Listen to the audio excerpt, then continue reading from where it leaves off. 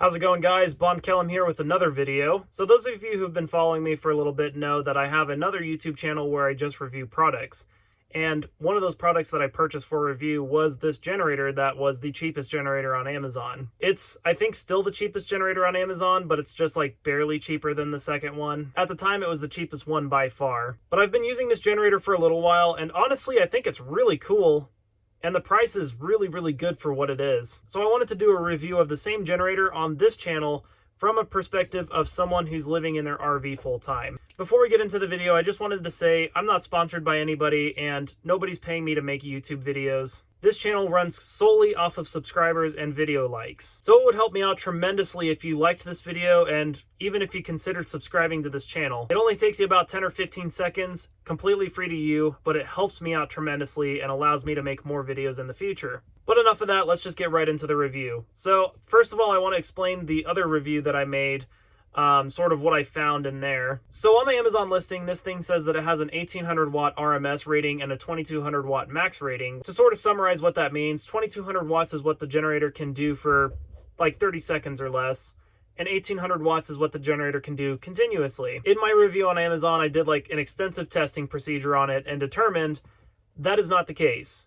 It can handle about a maximum of 1600 watts, and 1400 watts is pretty much what it can handle running continuously. But aside from that one discrepancy, it's actually been a really solid generator. It's super convenient, it's super lightweight and super tiny, so I can use it for pretty much whatever I need, and I can carry it pretty much wherever I need to go. It uses very little gas. I'll have this thing running all night long, and it'll use probably about half to 3/4 of a tank. One tank is about a gallon, so that's pretty impressive for this thing to run 8 to 9 hours and only use a little bit over half a gallon of gas. It's also super quiet, so when you flip it into eco mode, you can't even hear it on the inside of the RV.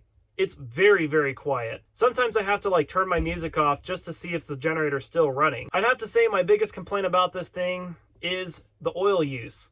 It uses a lot of oil. I have to add about a half a quart of oil every week or so.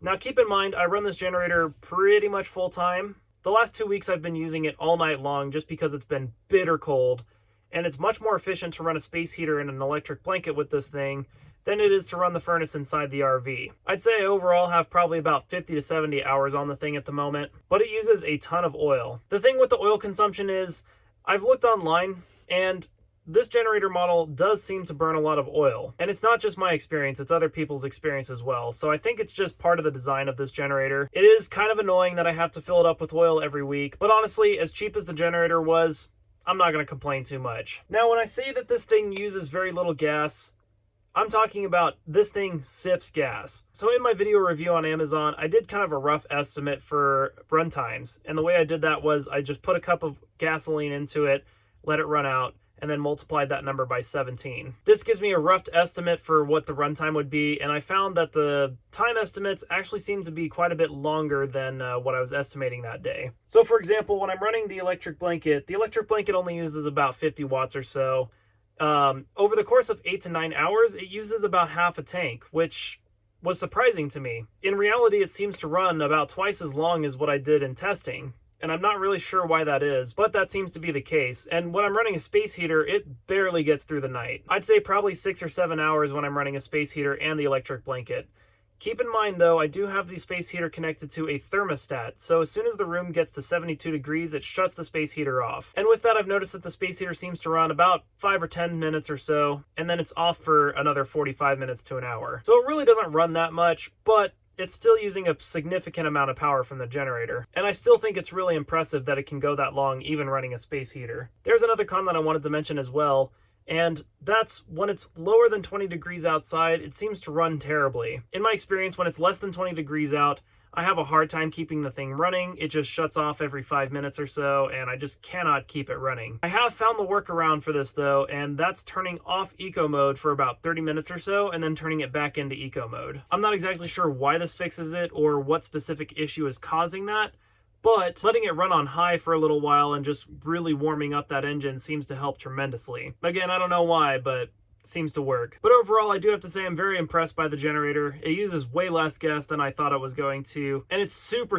convenient that you can just have it running all night, and it literally only uses about a gallon of gas, which sounds like a lot, but think about it. Gas prices are about $3 up here. That's about $90 a month to keep myself warm at night. That's about $90 a month to make sure that I have a reliable power source throughout the night and that I remain warm throughout the night. I'd say that's a very small price to pay, and it's actually even cheaper still than my electric bill in my apartment. By a lot, actually. Now, the one thing that I did think about is, why don't I just spend that money to increase the battery bank on my RV so I just have, more and more solar? I found that it seems to be very challenging to make the solar panels function very well. They work really well and power small things like my TV and my phone charger and my speakers and everything like that. But first of all, space heater, not going to happen on the solar. The electric blanket does work on the solar, but it is really nice to have that space heater come in as well. And on top of that, recently we've been having a lot of cloudy and snowy days, so the solar panels are frequently covered with snow, or there's clouds preventing power from getting to the solar panels, so I'll only generate like 150 watts in one day in some days. And with an electric blanket that uses 50 watts an hour, that's only about 2 to 3 hours of runtime. So long story short, solar is ultimately the way to go, but to make it 100% reliable to where you can run a space heater and everything like that as well, it costs a lot of money. It'll probably cost me about $1,000 to get to the point where it's that reliable. And this generator only cost me $200, well, $250, and it already runs everything. I mean, it can run my microwave, it can run space heater, it can run a lot. So in general, I think this generator was the smarter choice for now, but obviously when I get a little bit more money, I'll be upgrading my solar and maybe I won't even need the generator anymore. Well, anyway, that's it for this video. If you guys liked it, be sure to give it a thumbs up. Again, I'd really appreciate it if you subscribe to my channel, and we'll see you guys in the next video.